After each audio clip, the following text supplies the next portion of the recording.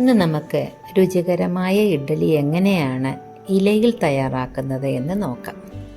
ഞാനിവിടെ എടുത്തിരിക്കുന്നത് ശീലാന്തി അല്ലെങ്കിൽ പൂവരസിൻ്റെ ഇലയാണ്. ഈ ഇലകൾ നമ്മൾ കഴുകി വൃത്തിയാക്കണം. അതിനായി ഉപ്പിട്ട വെള്ളത്തിൽ ഇലയിട്ട് വെച്ച് കുറച്ച് നേരം കഴിഞ്ഞ് അതിനെ കഴുകി വൃത്തിയാക്കി എടുക്കുക. ഈ ഇല കൂടാതെ തന്നെ നമുക്ക് എരിക്കിൻ്റെ ഇലയോ അല്ലെങ്കിൽ വാഴയിലയോ ഒക്കെ നമുക്ക് ഇഡ്ഡലി ഉണ്ടാക്കാനായിട്ട് ഉപയോഗിക്കാം. പണ്ട് നമ്മുടെ അമ്മയും അമ്മയൊക്കെ ഇഡ്ഡലി ഉണ്ടാക്കിയിരുന്നത് ഇതുപോലെ ഇലയിലാണ് മാവ് ഒഴിച്ചുണ്ടാക്കുന്നത്.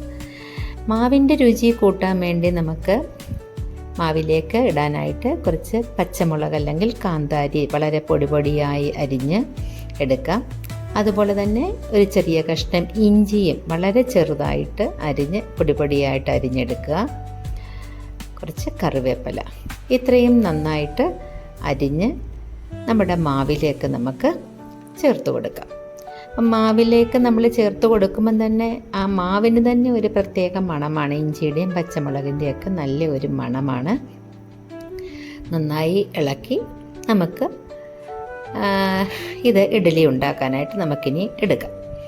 അതിനായി ഇഡ്ഡലി കുട്ടകത്തിൽ നല്ല കുഴിയുള്ള തട്ടായിരിക്കണം. അതിലേക്ക് നമുക്ക് ഇലയിൽ ഒന്നുകിൽ എണ്ണ തടവി വെക്കാം, അല്ലെങ്കിൽ എണ്ണ തടവിയില്ലെങ്കിൽ വെളിച്ചെണ്ണയോ നല്ലെണ്ണയോ തടവിയാൽ മതി ഇലയിൽ. ഇല്ല എങ്കിൽ നമുക്ക് ചൂടോടെ ഇളകി വരില്ല എന്നേ ഉള്ളൂ. സ്വല്പം ആറിയതിന് ശേഷമേ എണ്ണ പുരട്ടിയില്ലെങ്കിൽ ഇളകി വരും, അത്രയേ ഉള്ളൂ വ്യത്യാസം. അപ്പോൾ എണ്ണ ഉപയോഗിച്ചും എണ്ണ ഉപയോഗിക്കാതെയും ഇഡ്ഡലി ഉണ്ടാക്കാം. അപ്പോൾ ഇതിൽ നമ്മൾ സാധാരണ ഇഡ്ഡലി ഉണ്ടാക്കുന്നത് പോലെ തന്നെ നമ്മൾ അടച്ചു വെച്ച് നന്നായിട്ട് സമയമെടുത്ത് നമ്മളിത് വേവിച്ചെടുത്തു. ഇങ്ങനെ വേവിച്ചെടുത്ത ഇഡ്ഡലിക്ക് നല്ല ഒരു മണവുമുണ്ട്, അതുപോലെ തന്നെ രുചിയും വളരെ കൂടുതലായിരിക്കും. ഇതിനോടൊപ്പം നമുക്ക് തേങ്ങാ ചമ്മന്തിയോ അതുപോലെ തന്നെ മുളകരച്ച മുളകും ഉള്ളിയുമൊക്കെ ചേർത്തുണ്ടാക്കുന്ന ഒരു പുളിമുളക്, അതുപോലെ സാമ്പാർ, ഇതൊക്കെ ചേർത്ത് നമുക്ക് ഇതിന് നല്ല രുചിയായിട്ട് നമുക്ക് കഴിക്കാം.